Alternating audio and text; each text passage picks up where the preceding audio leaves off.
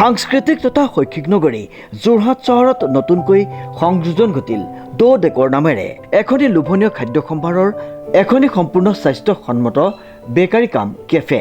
দ ডেকৰ কেফেটেৰিয়াত আপোনালোকে যোৰহাটতে থাকি ল'ব পাৰিব Italy, Israel, Switzerland, South Africa, Peru, USA আদি ঠাইৰ কেক, পেষ্ট্ৰি, কুকিজ আদি লোভনীয় খাদ্য সম্ভাৰৰ। যিকোনো পাৰ্টিৰ বাবে অৰ্ডাৰ কৰিব পাৰিব এইসমূহ লোভনীয় খাদ্য সম্ভাৰ। গতিকে আজিয়ে আহক সপৰিয়ালে দ ডেকৰ বেকাৰী কাম কেফেলৈ আৰু জুতি লওক সুস্বাদু স্বাস্থ্যসন্মত খাদ্য সম্ভাৰৰ। আমাৰ ঠিকনা দ ডেকৰ সঞ্জীৱনী নাৰ্ছিং হোমৰ কাষত, AT ৰোড, যোৰহাট। নমস্কাৰ, এটি গুৰুত্বপূৰ্ণ বাতৰিলৈ নিউজ নাওৰ ষ্টুডিঅ'ত মই মুকিবুল হুছেইন। সমাগত পঞ্চায়ত নিৰ্বাচন, দেৰেগাঁৱতো তুংগত প্ৰচাৰ অভিযান, গাঁৱে গাঁৱে চুবুৰীয়ে চুবুৰীয়ে প্ৰচাৰ বিভিন্ন দলৰ। নিউজ নাওৰ এক বিশেষ প্ৰতিবেদন। সমাগত পঞ্চায়ত নিৰ্বাচন, দেৰগাঁও জিলা পৰিষদত তুংগত উঠিছে প্ৰচাৰ অভিযান। সকলো ৰাজনৈতিক দলে এতিয়া কঁকালত টঙালি বান্ধি সাজু হৈছে পঞ্চায়ত নিৰ্বাচনলৈ। গাঁৱে গাঁৱে চুবুৰীয়ে চুবুৰীয়ে প্ৰচাৰ কংগ্ৰেছ দলৰ প্ৰাৰ্থীৰ। দেৰগাঁও জিলা পৰিষদৰ কংগ্ৰেছ দলৰ প্ৰাৰ্থী নিজৰা বৰুৱাৰ ব্যাপক প্ৰচাৰ অভিযান। দলে বলে লগত লৈ প্ৰচাৰ অভিযানত নামি পৰিছে কংগ্ৰেছ দলৰ প্ৰাৰ্থী নিজৰা বৰুৱাই। মই প্ৰথমতে চেনেললৈ মোৰ আন্তৰিক অভিনন্দন জ্ঞাপন কৰিছোঁ। আপোনালোকে মোৰ পৰা দুআষাৰ কথা শুনিব বিচৰাৰ কাৰণে। আচলতে মোৰ পৰিসৰটো যথেষ্ট ডাঙৰ। অৱশ্যে লোকেশ্যনটো বহুত ডাঙৰ হ'লেও কিন্তু মোৰ জনসংখ্যাত 35,000 মানহে হ'ব, বহুত বেছি নহয়। যোৱাবাৰ মোৰ 40,000-ৰ ওপৰ হৈছিলে। এইবাৰ মোৰ 6টা পঞ্চায়ত আছে। সেই পঞ্চায়তৰ পৰিসৰটো আছে একেবাৰে বাক্সুং ব্লকৰ ঠেঙাল, মধ্য ঠেঙাল, খঙীয়া আৰু উত্তৰ ঠেঙাল খঙীয়ালৈকে পৰিছে। এইফালেদি মোৰ দেৰগাঁও, নিঘৰিটিং, বুঢ়াবামন গাঁও, চিতল পথাৰ, এই 6টা পঞ্চায়ত মোৰ ভাগত এইবাৰ পৰিছে। আৰু কাৰোবাৰ 7টা পৰিছিলে। মোৰ পূব ব্ৰহ্মপুত্ৰ আছিল, এইবাৰ নাই, ডিলিমিটেশ্যনত কাট খাই গৈছে। আৰু কাকডোঙা 2টা পঞ্চায়ত আছিলে, সেইকেইটা এইবাৰ নাই। মোৰ এইবাৰ 6টা পৰিছে, মানে 60টা ৱাৰ্ড পৰিছে।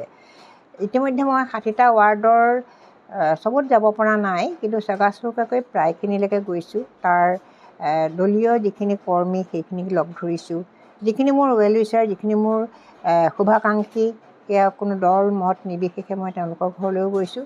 আৰু প্ৰত্যেকৰ ওচৰতে মই নাজানো পিছত কি হয়, ভোটৰ আকাৰত সেইখিনি আন্তৰিকতা, সেইখিনি মৰম ভাল পোৱা ভোটৰ আকাৰত আহেনে নাহে মই নাজানো।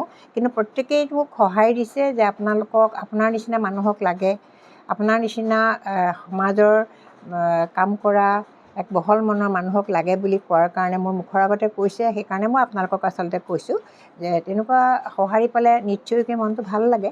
আৰু সেইটোৰ ওপৰতে আমি আশা কৰোঁ যে ৰাইজে চাগে মোক ভালেই পাইছে, গতিকে নিশ্চয় ভোট দিব আৰু মই জয়যুক্ত হ'ব পাৰিম। আচলতে মোৰ দেউতা আছিলে প্ৰমোদ বৰুৱা, প্ৰয়াত প্ৰমোদ বৰুৱা দেৱ। দেউতা 42 আন্দোলন কৰা স্বাধীনতা সংগ্ৰামী মুক্তিযোদ্ধা। দেউতাৰ যিটো অৱদান আছিল, দেউতাই আমাক মানে যিটো কথা শিকাইছিল সৰুৰে পৰা, কাৰণ মোৰ ঘৰখন আছিল এখন ৰাজনীতিৰ পথাৰ। দেউতাৰ লগত কোনো মানে মানুহৰ কোনো বিভেদ নাছিল, সাম্প্ৰদায়িক মনোভাৱ নাছিল, ধনী দুখীয়াৰ ব্যৱধান নাছিল। সকলোৰে লগত দেউতা ইমান আত্মিক এক সম্পৰ্ক গঢ় লৈ উঠিছিল, আৰু সেই মাধ্যমেৰে আমাৰ ঘৰখনতো সেই ভেটিটো প্ৰতিষ্ঠা হৈছিল। গতিকে মই আৰু শিক্ষা, মোৰ মা আছিলে এগৰাকী শিক্ষয়িত্ৰী।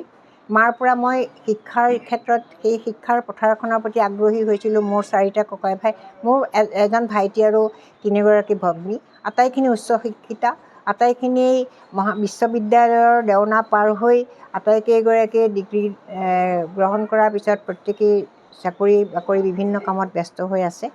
কিন্তু প্ৰত্যক্ষ ৰাজনীতিৰ লগত অৱশ্যে মইহে জড়িত হৈ আছোঁ, তেওঁলোক চাকৰি বাকৰি ব্যস্ত হৈ আছে। ইয়াৰ লগে লগে মই এটা কথা কিন্তু ক'ম, মই সেইটো গৌৰৱবোধ কৰোঁ যে মই অকল যে শিক্ষকতাৰ লগতে জড়িত এইটো কথা নহয়। মই শিক্ষকতা কৰি থকাৰ লগতে সমান্তৰালভাৱে মই কিন্তু সাহিত্যৰ লগত জড়িত হৈ আছিলোঁ। কাৰণ ইতিমধ্যে মোৰ 4খন কিতাপ প্ৰকাশ পাইছে। মোৰ কবিতা, গল্প এইবিলাকো মই বিভিন্ন সময়ত আলোচনীত বা এইবিলাকত বাতৰি কাকতত প্ৰকাশ হৈছে। সাহিত্যৰ পথাৰখনতো মই জড়িত, সাহিত্য সভাৰ লগত জড়িত, লেখিকা সমাৰোহৰ লগত মই জড়িত। সামাজিকভাৱে মই বিভিন্ন মিটিং, বিভিন্ন অনুষ্ঠানৰ লগত মই জড়িত, ৰাইজে মোক বিচাৰে আৰু যিয়ে মোৰ এটা কথা আছিল, মোক যিয়ে যলৈকে মাতে, যি অনুষ্ঠানলৈকে মাতে মই সেই অনুষ্ঠানত উপস্থিত থাকোঁ। কাৰণ ৰাইজক মানে নুই কৰাৰ সাহস মোৰ কোনোদিন নাই। সদায় মই য'লেই মাতে ততে যাওঁ। ইয়াৰ লগে লগে মই আধ্যাত্মিক জগতখনৰ লগত মই যথেষ্ট জড়িত। মই নিজেও খুব ভগৱান বিশ্বাসী আৰু আধ্যাত্মিকতাৰ সেই দিশটোৰেও মই আগবাঢ়ি গৈছোঁ। মই বিভিন্ন শ্ৰীমন্ত শংকৰ সংঘৰ এগৰাকী অনুৰাগী আৰু সেইমতে মই গোলাঘাট উত্তৰ পূব আঞ্চলিকৰ মই সভানেত্ৰী আছিলোঁ, আজিও আছোঁ। এইবাৰ যিখন আমাৰ শ্ৰীমন্ত শংকৰদেৱ সংঘৰ উত্তৰ গোলাঘাট আঞ্চলিক সন্থাৰ যিখন স্মৃতিগ্ৰন্থ আছিল তাৰ মই সভানেত্ৰীৰ দায়িত্বও পালন কৰিছিলোঁ। গতিকে মই সেই যে অকল ৰাজনীতি কৰিছোঁ, অকল শিক্ষানীতিৰ লগত জড়িত হৈছোঁ এইটো নহয়, সামাজিকভাৱে, বৌদ্ধিকভাৱে, আধ্যাত্মিকভাৱে, সাহিত্যিক আৰু আটাইবিলাক দিশৰ লগত জড়িত হৈ থকাৰ কাৰণে হয়তো মানুহৰ মোৰ প্ৰতি এক মৰম আছে, আন্তৰিকতা আছে আৰু সেই সাহসতে মই ৰাইজৰ ওচৰ চাপোঁ। ৰাইজেও মোক যথেষ্ট সঁহাৰি দিয়ে। মই আশা ৰাখিছোঁ যে অনাগত দিনত মোক ভগৱানৰ সহায় আৰু ৰাইজৰ সমৰ্থনত মই মোৰ এই যি গুৰু দায়িত্ব মোক দলে নিক্ষেপ কৰিছে তাত মই সফলভাৱে ওলাই যাব পাৰিম। চৰকাৰে মই কাম নাই কৰা বুলি কোনোদিন কোৱা নাই, কাৰণ দেখিছোঁ যে আমাৰ ৰাস্তা পদূলি যথেষ্ট উন্নতি হৈছে, আমাৰ দলং হৈছে, আমাৰ অভাৰব্ৰিজ হৈছে, বিভিন্ন কাম কৰিছে, ঠিক আছে। কিন্তু আমাৰ এটাই অকণমান মোৰ দৃষ্টিত অকণমান খুটি নাটি ৰৈ গৈছে যে উন্নয়ন মানে কেৱল ৰাস্তা ঘাট বনালে উন্নয়ন নহয়, মানুহৰ আৰ্থসামাজিক অৱস্থাটো উন্নয়ন কৰিব লাগিব। এতিয়া এই ক্ষেত্ৰত ক'ব লাগিব যে আমাৰ মানুহে ইমান পৰনিৰ্ভৰশীল হৈ গৈছে যে বিনামূলীয়া চাউল 1250 টকা, এইবিলাকত মানুহ ইমান ক'ব নোৱাৰা হৈ গৈছে, মতলীয়া হৈ গৈছে যে তেওঁলোকে নিজৰ বাৰীটো দুটা শাক পাত কৰিবলৈ পাহৰি গৈছে। যে চৰকাৰে পইচা দিব, আমি খাম, এনেকৈতো এটা জাতি আগবাঢ়ি যাব নোৱাৰে, এনেকৈতো এটা সংস্কৃতি গঠন হ'ব নোৱাৰে। গতিকে আমি আত্মনিৰ্ভৰশীল হ'ব লাগিব, আমাৰ কৃষি কৰ্ম কৰিব লাগিব, আমাৰ এইটো কি বুলি কয় কুটীৰ শিল্পৰ কাম কৰিব লাগিব। তাঁত এখন ব'ব নোৱাৰা হ'লোঁ, আজি আমি গামোচাখন বিহুত কিনি পেলাইহে দিওঁ, কাৰণ আমাৰ মই নিজে তাঁত বওঁ। মোৰ মায়ে শিক্ষয়িত্ৰী কৰে, মই পঢ়ি থকা ইউনিভাৰ্চিটিৰ পৰা আহি পেলাই মই তাঁতৰ ফুল বাচিব লাগে। বহাগ বিহুৰ আগত আমি এজুতি তাঁত নহ'লে আমাৰ ৰাইজক সেৱা কৰিবৰ কাৰণে সেই গামোচাখন, সেই বিহুৱানখন আমি নিজ হাতেৰে বৈ দিছিলোঁ। কিন্তু আজিৰ তাৰিখততো নহয়, আজিৰ তাৰিখত ল'ৰা ছোৱালীয়ে পইচা দিলেই যেতিয়া পাই যায়। গতিকে সেই যে যিটো মানুহৰ কৃষ্টি আৰু সংস্কৃতিৰ প্ৰতি যিটো আগ্ৰহ, সেই আগ্ৰহটো কিন্তু কমি গৈছে। সেই যে পৰনিৰ্ভৰশীল অৱস্থাটোৰ পৰা পৰিত্ৰাণ পোৱাই আমাক এটা গঠনমূলক দিশেৰে আগবঢ়াই লৈ যাব লাগিব।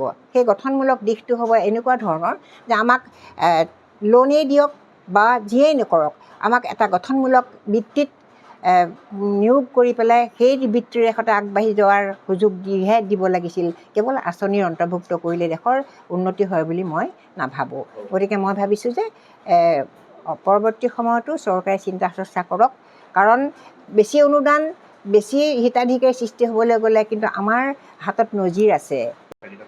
নমস্কাৰ, মোৰ নাম ৰুবি বৰা হাজৰিকা। মই দেৰগাঁও পঞ্চায়তৰ আঞ্চলিক পদৰ বাবে ভাৰতীয় জাতীয় কংগ্ৰেছ দলৰ পৰা মনোনীত কৰিছে।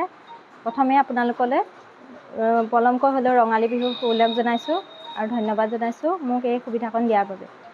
বৰ্তমান ৰাজ্যৰ মূল্য বৃদ্ধি আৰু মহিলাসকলৰ মানে এটা যিটো আভুৱা ভৰা মানে ব্যৱস্থা কৰিছে, সেয়াই মোৰ হ'ব ইচ্ছুক। সেয়া লৈয়ে মই ৰাইজৰ ওচৰত আগবাঢ়িছোঁ যে পৰৱৰ্তী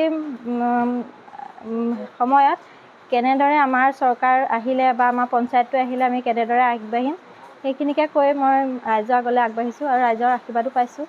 পিছত ভোটৰ হেৰিয়াত কি হয় গম নাপাওঁ, এতিয়া কিন্তু ৰাইজে বিপুল সঁহাৰি আগবঢ়াইছে। নৱজ্যোতি ভৰালীৰ ৰিপৰ্ট, নিউজ নাও।